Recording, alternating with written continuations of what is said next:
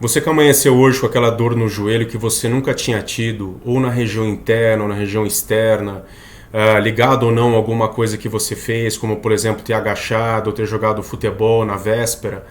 Então, isso pode ser uma lesão de menisco e apesar da gente precisar muito das mãos do médico para fazer o diagnóstico, hoje eu vou falar dos 5 principais sinais de que você pode ter tido a lesão. Tá bom? Vamos lá?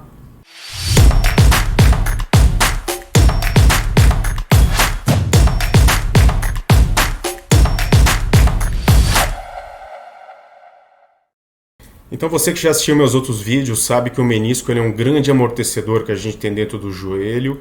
Ele serve para absorver a energia cinética que vem de um osso para o outro e distribuir de maneira totalmente harmônica. Então ele ajuda bastante a cartilagem a dissipar a energia cinética. Ele na verdade é uma fibrocartilagem, ou seja, uma cartilagem um pouco mais fibrosa. A gente tem 2 meniscos no nosso joelho. A gente tem o menisco externo, que tem o formato de um C um pouco mais aberto, e a gente tem o menisco interno, que ele tem o formato de um C um pouco mais fechado. A gente pode lesionar o menisco de 2 formas, ou através de um trauma agudo, né? Um jogador de basquete, por exemplo, que torceu o joelho e cai estirado na quadra, ele pode ter lesão de ligamento colateral medial, ligamento cruzado associado, ou a gente pode ter a famosa lesão degenerativa, que na verdade ela faz parte do envelhecimento da nossa articulação. E quando a gente vai ver a ressonância magnética, aqui na ponta da seta branquinha, a gente vê uma lesão chamada alça de balde, que acontece geralmente com um paciente muito jovem, que é aquela pessoa que torceu o joelho, o menisco rompeu, pulou fora do lugar, e a gente vê essa imagem aqui dele totalmente estruído, totalmente luxado, totalmente fora do lugar. E aqui também um outro tipo de lesão que a gente vê em pacientes jovens, que é uma lesão longitudinal no menisco, ou seja, ele está rachado no meio. E é muito nítido da gente ver isso na ressonância magnética. Essas 2 formas que eu acabei de mostrar são lesões traumáticas agudas, que acontecem em paciente jovem. E a gente tem aqui uma lesão horizontal, ou lesão mixoide, ou lesão degenerativa de menisco que aparece em pacientes mais velhos. E como eu vou falar mais lá na frente, o tratamento de cada tipo de lesão, ele depende muito da idade, depende do sexo, depende do nível de atividade física, de memória muscular. Então não dá para a gente jogar no mesmo balaio o tratamento de qualquer tipo de lesão. Mas vamos lá. Quando é que você pode ter tido uma lesão de menisco? Quais são os 5 principais sinais que vão te dizer se você teve ou não lesão de menisco? Então o principal sinal é a dor. Geralmente uma dor bem na região do menisco. Aqui, por exemplo, nessa figura está mostrando uma lesão de menisco interno ou menisco medial. E quando a gente tem dor na região lateral, pode ser uma lesão do menisco lateral. Então é uma dor bem naquela região que você palpa os 2 ossinhos. O ossinho de cima, que é o fêmur, e o ossinho de baixo, que é a tíbia. Então a gente diz em linguagem médica que existe uma dor na interlinha medial interna ou na lateral externa.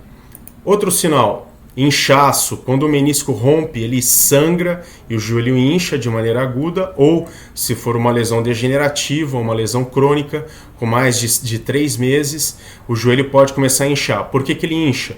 Primeiro porque o menisco ele pode ficar irritado, pode gerar uma espécie de reação inflamatória que chama perimenicite, ou a gente pode estar sobrecarregando a cartilagem pode não estar suportando a falta do menisco, afinal ela está fazendo a função de 2 em 1, e ela pode se romper e gerar a famosa sinovite artrítica, então o joelho incha, a gente pode ter aí um aumento de até 70 ml por joelho, dependendo da reação inflamatória. Então outra sensação comum, que é muito frequente, é a sensação de instabilidade, que é aquele paciente que está andando e que começa a sentir que tem alguma coisa pulando fora do lugar, e na verdade isso pode ser por alguns motivos. Primeiro, que ele pode ter tido uma lesão de ligamento associado. Segundo, que se o menisco estiver fora do lugar, ele vai realmente dar uma sensação de acavalgamento, então ele tem uma sensação de bloqueio. E terceiro, porque uma vez que a gente tem a lesão de um menisco, a nossa musculatura, a musculatura da coxa, que chama quadríceps, ele fica inibida, ele para de funcionar. Então a patela começa a pular fora do lugar, isso vai causando uma sensação de falseio. Outro sinal bastante frequente, a sensação de bloqueio. Por que isso acontece? Porque o menisco estando fora do lugar, o menisco estando rompido, quando a gente vai dobrar, esticar o joelho, a gente pode ter um acavalgamento, novamente, e isso gera uma sensação de travamento.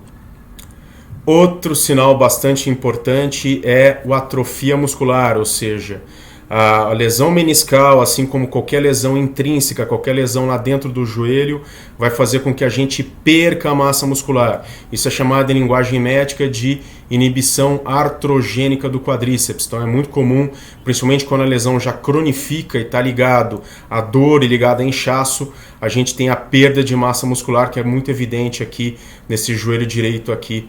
Como eu já disse em outros vídeos, né, o tratamento ele tem que ser feito de maneira individualizada, depende de sexo, idade, atividade física, memória muscular, objetivos de cada paciente. Mas em geral, pacientes mais jovens a gente costuma levar para tratamento cirúrgico. A gente faz geralmente aquele procedimento chamado de artroscopia, a gente coloca a câmera dentro do joelho, então a gente não opera por campo aberto, a gente opera apenas por 2 furinhos. É uma cirurgia minimamente invasiva, ela tem uma grande vantagem de ter uma recuperação relativamente rápida comparada a outras cirurgias. Hoje em dia existe uma tendência mundial de a gente pegar pacientes mais jovens com lesão traumática aguda, ou seja, menos de 3 meses, e a gente suturar, ou seja, costurar o menisco. E por que isso? Porque a gente sabe que é uma estrutura nobre. A perda do menisco ela pode levar a incapacitações grandes na vida futura, pode levar a artrose precoce. E lembrando, por fim, que todo tratamento de qualquer lesão meniscal ela deve ser sempre seguida de um programa de retorno para o esporte. Naqueles pacientes que são menos ativos, é muito importante um programa de prescrição de atividade física, sempre visando minimizar qualquer relesão, qualquer irritação nesse menisco novamente. Em pacientes mais ativos é muito importante a gente fazer alguns testes funcionais, a gente aplicar a chamada dinamometria de força e junto de um profissional de educação física a gente fazer o planejamento de periodização e de retorno ao esporte. Pessoal, muito obrigado por ter assistido mais esse vídeo. Se você tem alguma dúvida sobre esse tema, fique à vontade para dissertar aqui embaixo. Não se esqueça de se inscrever aqui no meu canal se você gosta de vídeos éticos e até o próximo vídeo.